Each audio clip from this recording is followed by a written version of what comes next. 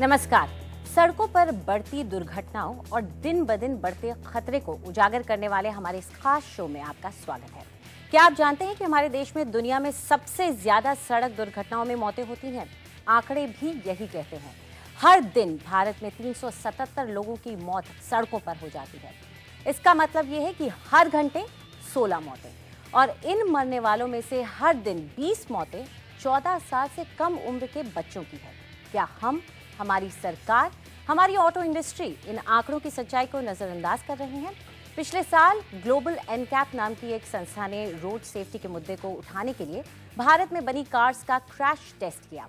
भारत की 5 सबसे ज्यादा बिकने वाली हैचबैक मॉडल्स को चुना गया। Tata nano, Maruti Suzuki Alto 800, Hyundai i10, Ford Figo और फोक्सवैगन पोलो।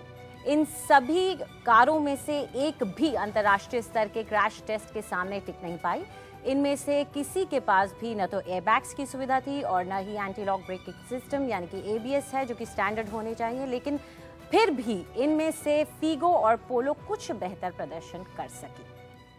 तो इन चौंकाने वाले नतीजों की सच्चाई पर चर्चा करने के लिए आज हमारे साथ हैं president of the institute of road transport education Rohit Baluja, Bharat में वॉल्वो कार्स के संदीप नारायण, और ministry of road transport and highways के सचिव विजय छिब्बर से भी हम बातचीत करेंगे इस मुद्दे पर। और साथ ही में हमारे अपने NDTV के editor auto Siddharth Patankar.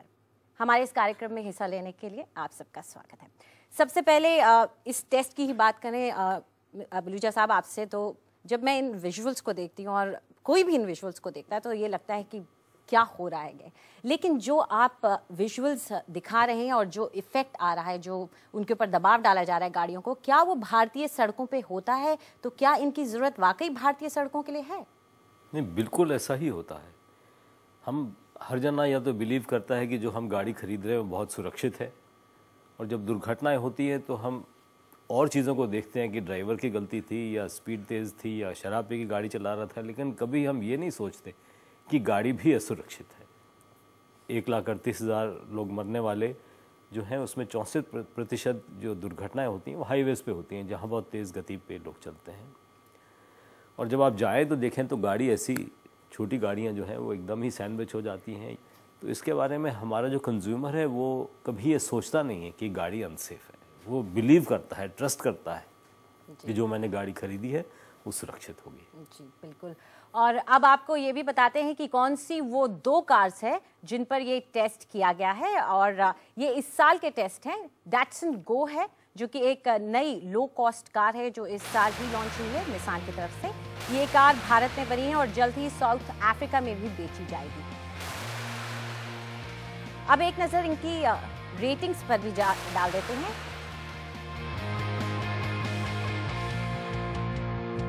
Datsun Go की अगर हम बात करें तो इसमें एयरबैग्स नहीं है या फिर ABS भी नहीं है। इसका जो वेरिएंट दिखाया गया है ये एक सस्ती एंट्री लेवल की कार है जो कि मारुति आल्टो 800 और ह्युंडई इओन के बाजार को पकड़ में लाने के लिए उतारी गई थी। अब अगर हम इस क्रैश टेस्ट के आंकड़ों पर नजर डालें तो नतीजे साफ कहते हैं कि इसको 0 स्टार दिए गए हैं। इसमें कोई चौंकाने वाली बात नहीं है। और अगर आप इसमें इस्तेमाल हुए पुतलों यानी कि डमीज का भी स्थिति को देखें तो रेड है, यानी कि जो इंजरीज हुई हैं वो सीधा मौत का नतीजा बनेंगी, यानी कि जो चला रहा है गाड़ी उसकी सीधा मौत होगी। बड़ा इम्पॉर्टेंट मुद्दा है। अगर ऐसी गाड़ियां बाजार में हैं जिनमें बेसिक चीज़ें जो हम लोग चाहते हैं वो नहीं है, तो किसकी गलती है? हाँ, आप क्या मानते हैं? क्या ये सरकार की गलती है, ऑटो मैन्युफैक्चरर्स की गलती है, या हम खरीदार जो खरीदना ही नहीं चाहते हैं?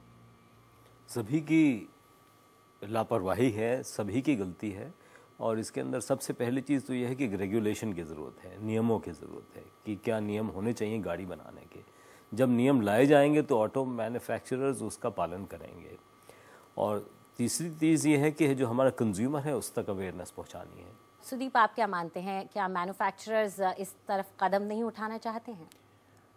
जो एक्सीडेंट्स होते हैं वो सड़क पे नहीं होती है, वो सबसे पहले गाड़ी चालक जो है वो अपने गाड़ी में जब बैठता है, जब सीट बेल्ट नहीं पहनता है, उसी से प्रोन हो जाता है एक्सीडेंट। तो ये प्रिकॉशन और ये अवेयरनेस, ये इन सब चीज़ों की जो एजुकेशन है वो हमें सच्चे ढंग से सभी को करना चाहिए। कार कंपनियों को करना चाहिए और कस्टमर्स को करना चाहिए और अथॉरिटीज़ को भी करना चाहिए। तो ये तीन बॉडीज़ जब एक साथ काम करेंगे तो सड़क जो है हमारा, जो आंकड़े आपने जो बताए थे, शायद वो ना हो। लेकिन सिद्धार्थ, आपका एक्सपीरियंस क्या कहता है? क्या अगर खरीदार को उस पर ही छोड़ दिया जाए अवेयरनेस के नाम पर कि चलिए उसको उजागर होना है, उसको जागरूक बनना है, तो क्या वो करेगा ये सब, या हमारी सरकार और हमारे मैन्युफैक्चरर्स की तरफ से कोई कदम उठाना पड़ेगा?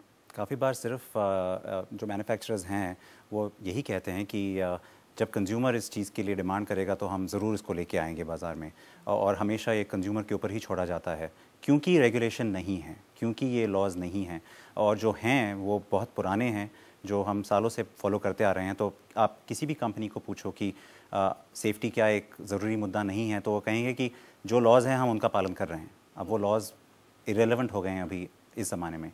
और दूसरी बात, जो अवेयरनेस को लेके आप कह रहे थे, वो बहुत ज़रूरी है, क्योंकि काफ़ी बार लोगों को लगता है कि ये मेरे साथ नहीं होगा, या उनको लगता है कि ये जो आप टेस्ट दिखा रहे हैं, जो गाड़ी क्रैश हो रही है, ये सब हाईवे पे होता है, मैं तो सिर्फ सिटी में गाड़ी चलाता हूँ।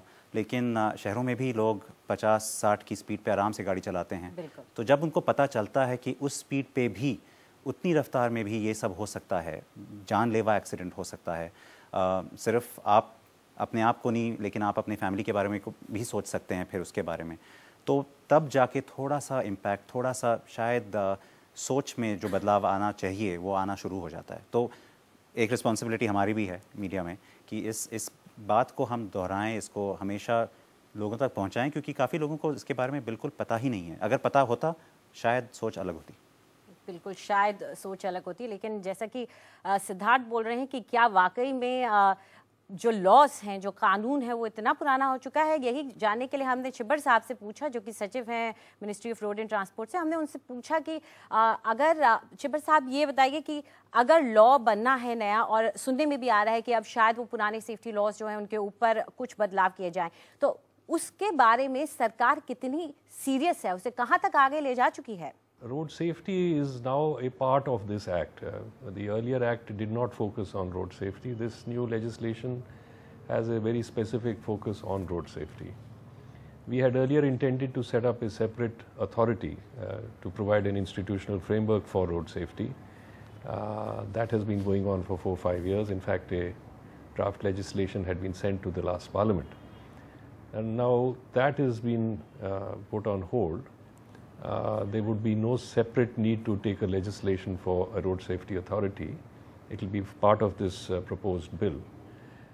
In the interim, what is proposed is that through executive order, we will set up the National Road Safety Authority.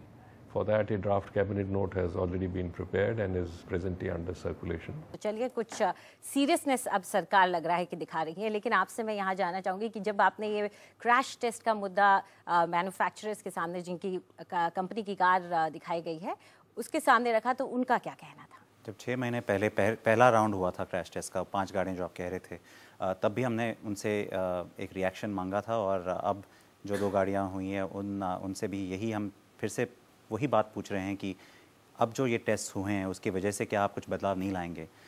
1 या 2 मैन्युफैक्चरर्स हैं जिन्होंने कुछ बदलाव ज़रूर लाए हैं। निसान का सबसे पहले मैं आपको एग्जांपल देना चाहूँगा, क्योंकि अभी हमने टैटसन गो का टेस्ट देखा, तो उनका यही कहना है कि जो कानून है हम उसका पालन कर रहे हैं, और अगर कुछ बदलाव आया कानून में तो हम उसका भी पालन करेंगे, और ये जो टेस्ट हुआ है उसके नतीजों को हम अभी थोड़ा बहुत स्टडी करेंगे, लेकिन उससे ज़्यादा शायद हम उम्मीद नहीं कर सकते इस बार। लेकिन कहना होगा कि 1-2 मैन्युफैक्चरर्स हैं, जैसे महिंद्रा ने स्कॉर्पियो में अभी एक ऑप्शन हर वेरिएंट पे इंट्रोड्यूस कर दिया है कि आप एयरबैग्स या ABS का ऑप्शन ले सकते हैं, और टोयोटा ने एटियोस में एयरबैग स्टैंडर्ड कर दिए हैं। तो कुछ अच्छे उदाहरण हैं, लेकिन अभी बहुत आगे जाने की ज़रूरत है।